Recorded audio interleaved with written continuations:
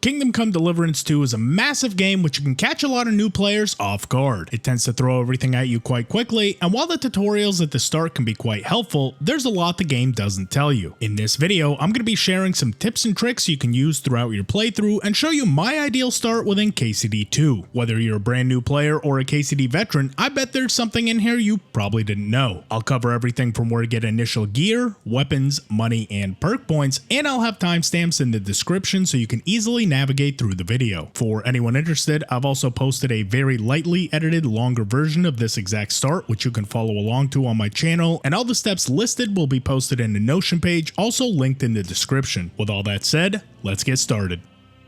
As the game begins, we play as Father Godwin during the Battle of Sukdol, and it's just meant to serve the main story. The first important decision we have to make is when speaking to Captain Thomas, where we have 3 different options on which sets of skills we can level first. Each different option is displayed on the screen now, but I strongly recommend going for the Advisor option. Both the Warrior and the Stealth skills are extremely easy to level up in the game, and much like in the previous game, Speech tends to be the one that levels the slowest, and it can only be increased through new dialogue, so it's great to have some extra levels early. This game has a lot of dialogue checks, so having the ability to pass them really helps. After passing the speed check that follows, you'll end up in the camp with Hans Capon. If you want a tutorial in Farkle, you can play a game with Conrad, and for a slight boost within the game, you can get a weighted die inside the chest in the back which has a high chance to land on ones. After finishing the game, feed your dog Mutt, and before speaking to Hans, go back to the chest you took the die from, put the die back, but most importantly, take all 1403 groschen from your inventory and place it inside the chest. We'll be back for this a little later. Now speak to Hans about the combat tutorial and get into the ring to have a sparring match. As we start the training, there are several things on your HUD that you will need to be aware of. Firstly, as we look at all the elements, your health is represented by the big red bar, your stamina by the yellow bar right below, and the enemy's health is the purple bar just above that. All these elements should be monitored closely to be effective in battle, particularly your stamina. The game very heavily punishes not being efficient with your stamina, so as a rule of thumb, try to keep this above half. Otherwise, not only will you not have enough stamina to attack your opponents, but you'll take additional damage from enemies even if you're in full plate armor. I also really don't like the way the game heavily emphasizes the riposte system, since getting into long riposte exchanges I find to be very inefficient, especially when outnumbered. While I do think a well-timed riposte occasionally does have its time and place, this shouldn't be your go-to move. I don't find it very efficient to completely drain your stamina getting into these long riposte exchanges to land maybe a single hit, so instead I recommend any of the following methods for creating openings. Firstly, using a perfect block uses no stamina, so if you have a particular opponent that's being extremely aggressive, you can simply hang back and perfect block all 3 or 4 strikes they throw, then unleash a powerful combo or chain of strikes to overwhelm them. Another strategy to get openings is by utilizing the dodge button. Even though it's never once mentioned in any of the combat training you do, you can use a perfect dodge by hitting the circle button on PlayStation,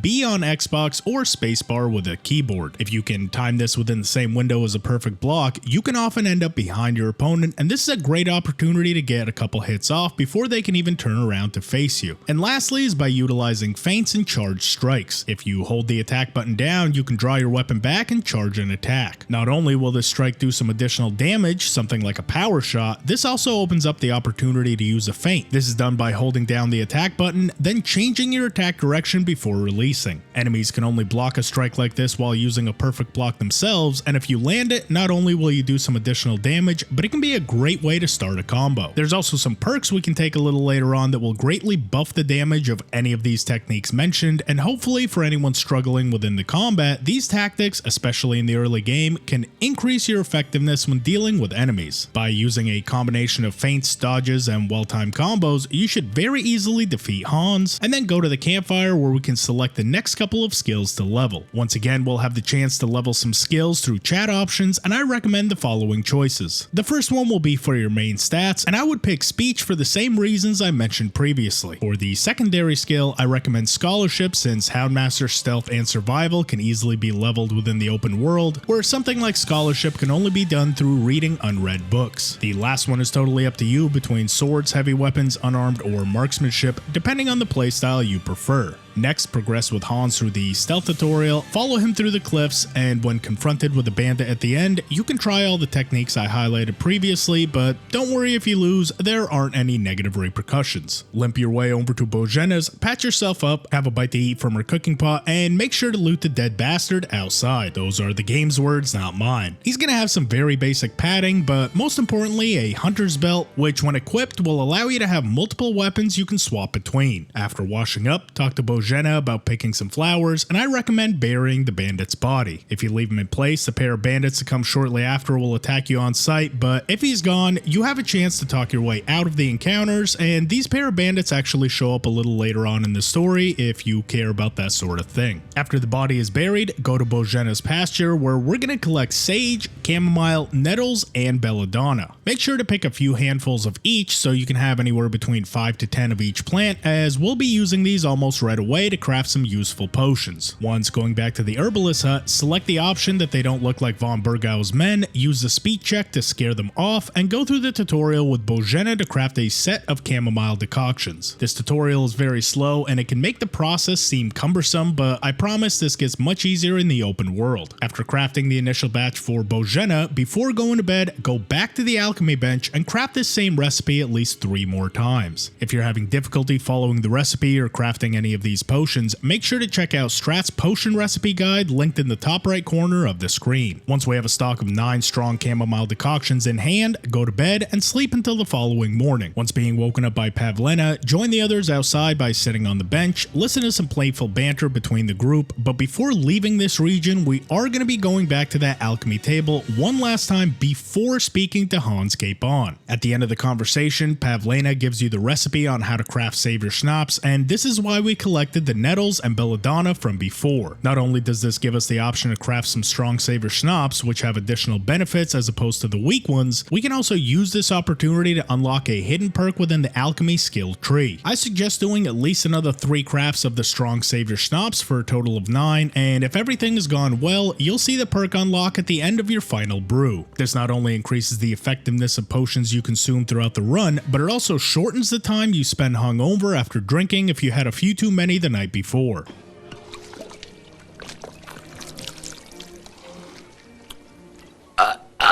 This is unlocked by crafting 20 potions yourself, and the progress for this perk can be tracked within your player menu under statistics and the crafting tab. Once this number reaches 20, you should see the perk active under your alchemy skill tree. With all this unlocked, speak to Hans Capon to leave the area, go through the scene within the tavern, and get to work for innkeeper Betty by moving the sacks of flour. After moving your 3rd sack, Hans gets into a fight with the locals, and it's your job to defend him. Once again, the outcome of this fight has very little meaning, so just use this as an opportunity to come to grips with the unarmed fighting system. Take special care to focus on only one opponent at a time, and always try to keep moving so they don't have a chance to surround you. The only enemies that will ever attack are the ones closest to you, the others just hang out passively in the back, so always try to keep them in a line rather than attacking recklessly to end up in the middle of the fray. After being locked up, you get released the next morning, and congratulations, you're officially in the open world and we can start the proper setup for this run. Before doing anything else, make sure to speak to Bara, who calls you over and you can get a lockpick, 5 groschen, but most importantly, information about a sword trainer named Master Tomcat who we'll be visiting very soon. After exhausting all of Bara's dialogue, the first thing we need is a spade. This can either be purchased from the trader here in town, or you can travel to the Troskowitz Cemetery to the east and steal one from here. Just make sure you don't get caught doing it. Next, make your way to the west and stop at this abandoned camp. Inside the sack will be some dried food, groschen, and a couple bandages. Then head out west across the field until reaching this poacher's hideout. In the sack inside the camp will be some arrows and gloves, but the big money item is in the bird's nest inside the camp. By crouching down and throwing a rock at the nest, you can knock it down to the ground, and inside is a pair of spectacles that's worth 250 groschen, which can either be sold or Henry can equip them for some bonus charisma. Yeah, baby!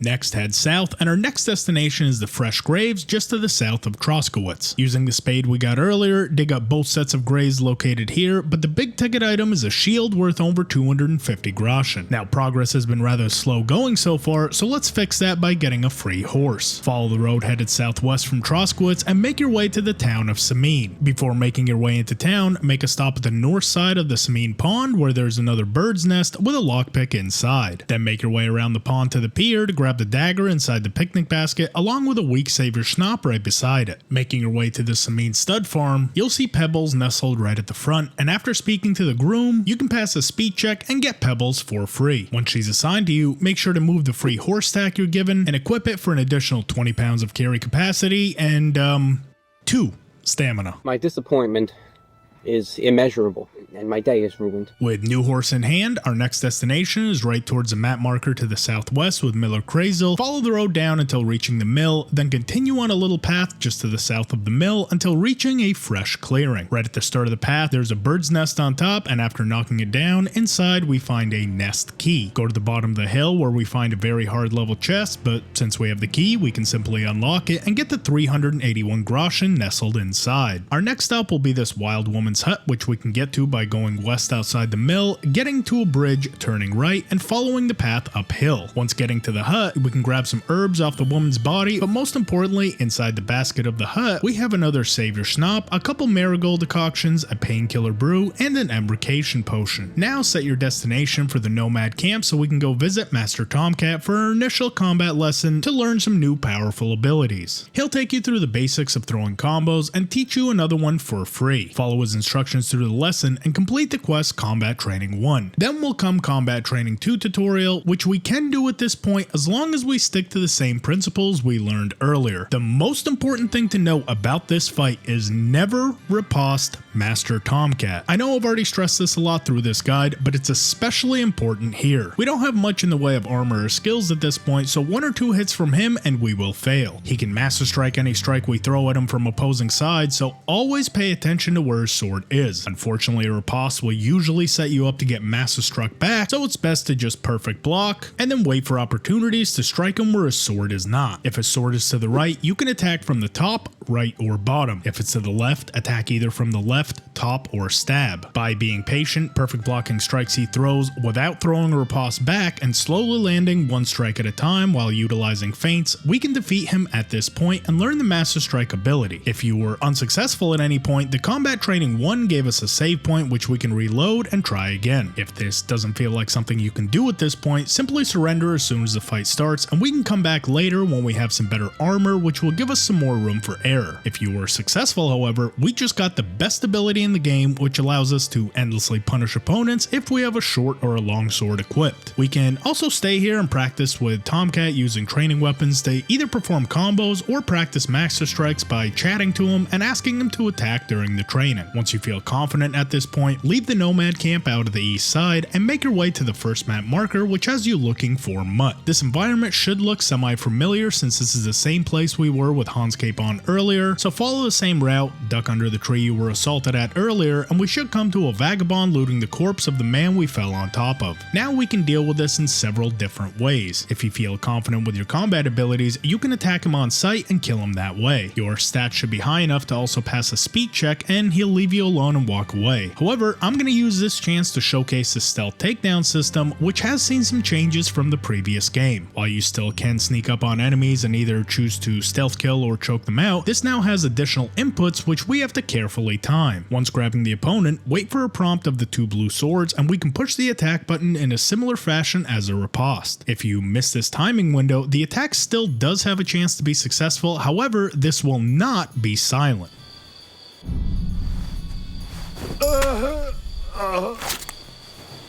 If you're going for a stealth approach, you should always look to nail this unless you want to alert everyone in the area of what you're doing.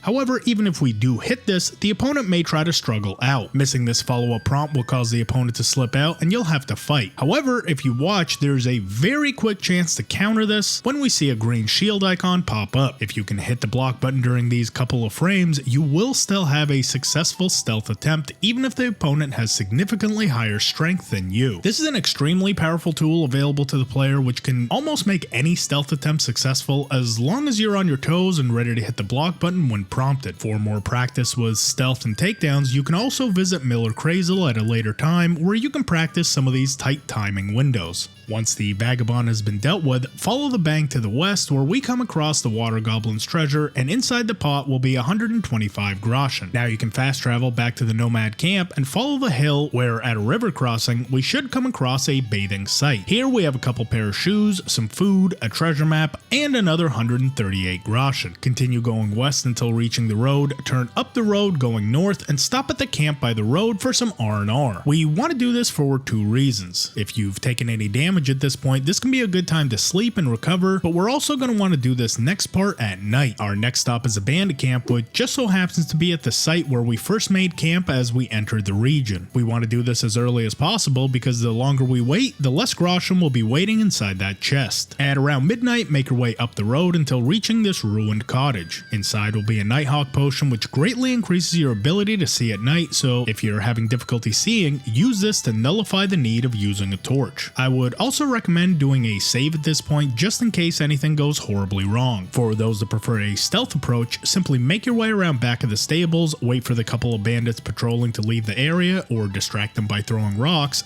go to the chest, and we should see about 930 groschen still left from what we put in there previously. For those that prefer open combat, this is also available, and I would still recommend doing this at night since most of the camp will be asleep and you can easily isolate the bandits and kill them off one at a time. Most of them have pretty bad armor and very little in the way of combat ability, so even at this point they shouldn't prove much of a challenge, particularly if you have access to the Master Strike. Once the money is safely in hand, go back to that camp you slept at by the road and wait until morning since these next couple locations are much easier to do during daylight hours. Continue up that same road until reaching a T and make another save. This next part involves some tricky platforming and this can be difficult to do for some players. I also suggest taking the Featherweight perk at this point if you haven't already done so this will greatly reduce the fall damage we'll most likely be about to take, but if not, just have some bandages at hand to patch up both your legs. Following the road to the left, we come into a gorge, and by following this exact route, you can get to the hidden treasure up top. Go straight until reaching a hole in the rocks on the right, duck down to go through, go left, then make a left at the Y, and go through some rocks that look like a triangle. Make your way over to the left, then go up on top of the rocks. Navigate your way very carefully through two sets of log bridges, and we come to a section where you have to jump across. Again, this part is very tricky and it took me a couple of tries to get across, but don't worry if you're unsuccessful on your first try. Make sure you're sprinting leading up to the jump and try to jump as late as possible, aiming for this spot right here. After making the jump successfully, you can go to the left and there should be a skeleton with a bag beside him where we can find over 430 groschen of jewelry, 183 gold, and about 800 groschen of misc loot. To get down, there's a little step to the side of the rock and we can continue forward from here. Now, if this proved to be a bit too difficult, simply reload that save we made by the road and continue from there. Going north on the main road just a little ways, we should reach a spot right here which is called a wolf pack. And if you couldn't tell by the name, that's exactly what's here. There will be a pack of 4 wolves guarding 2 dug up graves. Now this is when the combat system tends to get turned on its head because this is when the riposte system tends to shine. Unless you have a very long weapon like a longsword or a polearm, it's generally a good idea to just be on the defensive when encountering animals like wolves and wild dogs. Try waiting for them to attack first, and after hitting a perfect block, hit them back with a riposte. I also recommend you keep moving so they don't have a chance to surround you, and much like when fighting people, the only ones that ever tend to attack are the ones that are closest to you, so keep all of them in front of you whenever you can. They almost always switch attackers after you get a hit off since the one you hit tends to run away, so always be ready to switch and keep whoever is closest to you in your sights at all times. When they get down to around 20% health, they should run away, and when all 4 have been dealt with, we can loot the 2 graves in this area. One of the graves will have a Saxon bassinet worth about 250 groschen inside, and the other has a battle longsword and a shield. Once again, if this part proved a little too challenging, feel free to skip it at this point and we can come back with some better equipment. Now continue going north on the same road until reaching a fast travel point at Vidlac Pond, turn east, and make your way over to Takov to speak with the blacksmith about getting to the wedding. This will give us a chance to craft ourselves a bit of a better weapon, get a place to sleep, and get a chest to store some of this quickly piling loot. After completing the tutorial he offers in blacksmithing, sharpen your sword you just made, drop off any excess loot from your inventory, and ask the blacksmith about the more interesting job he has to offer. While the quest is quite lengthy, the rewards are worth it, especially for it being this early in the story. Now we can spend a little bit of time to get another hidden perk in the game, which is called Hammer inside the craftsmanship skill tree. This can be unlocked by crafting 10 items at the forge, and it doesn't really matter which items you do, so something like the farmer's horseshoes, which only cost 1 scrap metal to be forged, can be forged 9 separate times to unlock this perk, which reduces stamina consumption while attacking or blocking with heavy weapons, so it's almost essential for anyone going for a mace or an axe build. After forging your 10 items, check your progress in the player menu, and once you have 10 items forged, the perk will be active inside your craftsmanship skill tree. Feel free to leave this for later, but this can be done in around 20 minutes, and I like to set everything up as early as possible. Also take special note that wearing a blacksmith's apron while forging will also give you a 3-point buff to your craftsmanship skill, making it go a little faster. One can be found inside the room the blacksmith gives you, so simply equip it before you craft any of the items. With all the horseshoes crafted, we have 2 more stops to go before sleeping, the first of which being east of Trotsky Castle in a cave. Once reaching the location, go inside the cave and make a left at the T, and on the right will be a bag with some spectacles, expensive books, and the sketch for a Balisard sword. Continue deeper into the cave, climb a pair of ladders, and then reaching the cave under Trotsky, we come to a hard level chest. By turning directly west, we can discover the key under a skull in a bag, and inside is some Frankfurt steel and another 223 groschen. Now make your way out of the cave and head over to the Trotsky Castle quarry. Behind the archer's targets will be 2 sets of ladders, and at the top you'll find a pile of rocks which, when investigated, has 549 groschen inside. The next couple of tasks are much better to be done at night, so make your way back to Takov and wait until around 11 at night. Once again, drop off anything excess into your chest since we're about to be getting a lot of heavy equipment. The first spot to go is directly north of Trotsky Castle. Out here we'll find an herbalist hut where we can get some potion recipes that will prove useful going forward. Once finding herbalist Barnaby, take a minute to go around his garden and collect some of the herbs in this area, including some rare ones like herb Paris, then go into his alchemy table hut where we can find some more dried herbs and potions on the shelf. The door leading into his main hut only has a very easy lock on it, which if you have 2 lockpicks shouldn't prove to be much of a problem. If you're opposed to doing anything illegal, these can also be bought from him during daylight hours, or you can simply pickpocket or choke him out to nab his key. Whichever approach you choose to take, I strongly recommend keeping him alive since he does come up in a later quest, and if you want the achievement Henry the Bruiser, you'll need to keep him alive. I also recommend going here rather than the Alchemist and Troskowitz since he's very isolated and won't completely wreck your reputation within the starting town right away if anything goes south. Make your way to his back room where you'll find a crossbow, some arrows and bolts in a barrel, and inside his trader chest a whole bunch of potion recipes, ingredients, and another couple hundred groschen. Learn all the recipes right away, stop off at Takov to drop off any excess loot, and make your way south towards Samin. Along the way, we are going to stop off at a thieves camp for a lot more high level loot. Once again, I strongly recommend doing this at night for 2 separate reasons. First, there's only 2 bandits here and they sleep pretty far away from each other, so you can very easily stealth kill the pair of them. Most importantly though, going during the day will cause them to be wearing a lot of their good gear, and while they can still be killed this way, you'll most likely ruin it by the time you finish the fight. Since I like to keep this gear in as high a condition as possible, sneaking into the camp at night while they're both naked and killing them both in their sleep, we can nab the key from the one that's wearing the red pants, and inside the chest will be all their equipment with a total value around 4,000 groschen. Equip all the best pieces that you can, move the rest to your horse, and make your way down to Samin. Since it's still likely late at night, spend the night in the camp by the road just outside the town, and make sure to wake up around 6 AM. Once getting into a fist fight as soon as you enter the town, you can elect to go look for the blacksmith's cart with Captain Gnarly and Lord Samin. Before we leave, we can also enter the barn in the back and steal the blacksmith's keys hanging up on the beam, and upstairs is a chest with some more good blacksmithing material that will come in handy if you want to craft yourself a better weapon moving forward. Wait for about an hour in the courtyard and complete the quest to find the blacksmith's cart. The combat is fairly simple here, and the armor you have will be more than enough protection, and on top of that, if you don't want to engage, Gnarly and Lord Samin can pretty much solo all the bandits if you don't even want to get involved. At the end, you can loot all the bandits for all their gear, check inside all the containers for more blacksmithing materials, and make your way back to Takov where you're given a rusty cuirass as a reward from the blacksmith.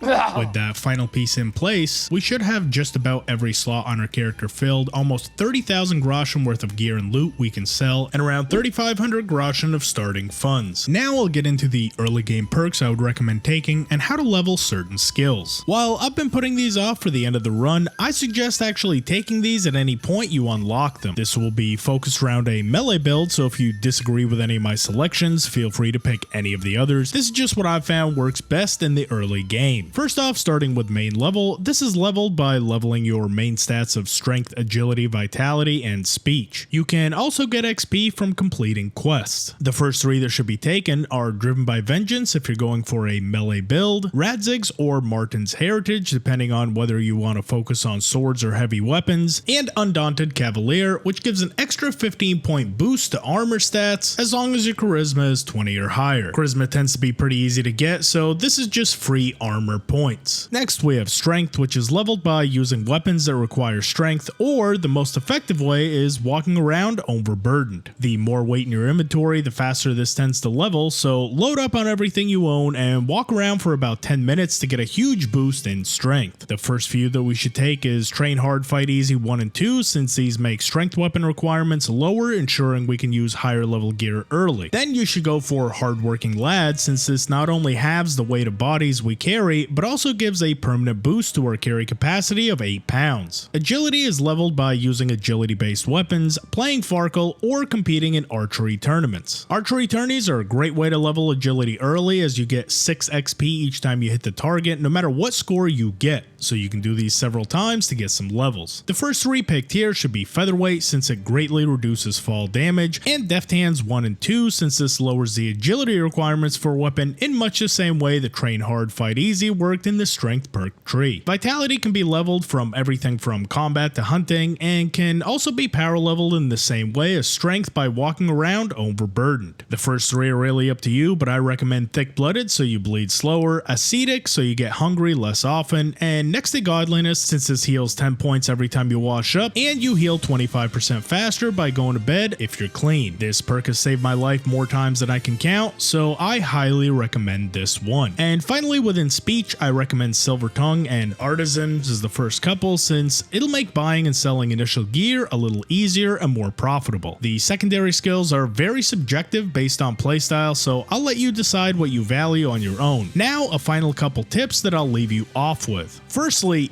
don't fast travel in the early portions of the game. If you stick with Pebbles as your main horse, she actually has a hidden perk that can be unlocked called Good Old Pebbles, which greatly increases her stats, making her one of the best horses in the game. This is unlocked by traveling 35 kilometers on horseback, but this doesn't count for fast traveling. Not fast traveling early will not only unlock this hidden perk sooner, but can also help you reveal hidden locations on the map. Next, every time you see either Belladonna, Herb Paris, Henbane, or Nettles, always stop and pick them up, as there's another hidden perk in the game called Resistance, which unlocks within your survival skill tree after picking 200 poisonous herbs. This hidden perk gives a permanent +2 buff to your vitality and can be tracked in your player menu under the crafting tab and poisonous herbs collected. Get this number to 200 and this buff will be active for the rest of the game. And lastly, always look at your weapon stat requirements before using a weapon. It can be very tempting to go for a weapon that has a higher damage output, particularly early, but not only will the damage output be greatly reduced, but you'll also use additional stamina and have a very slow attack speed, making it easy for enemies to block and counter all your attacks. It's far better to use something like a hunting sword that you have the abilities to use rather than a mace or a longsword that you don't. This is a mistake I see new players making all the time and complain how the weapon feels cumbersome, and not even realizing that they don't have the proper requirements to use the weapon effectively. Don't let this be you. Show your stuff!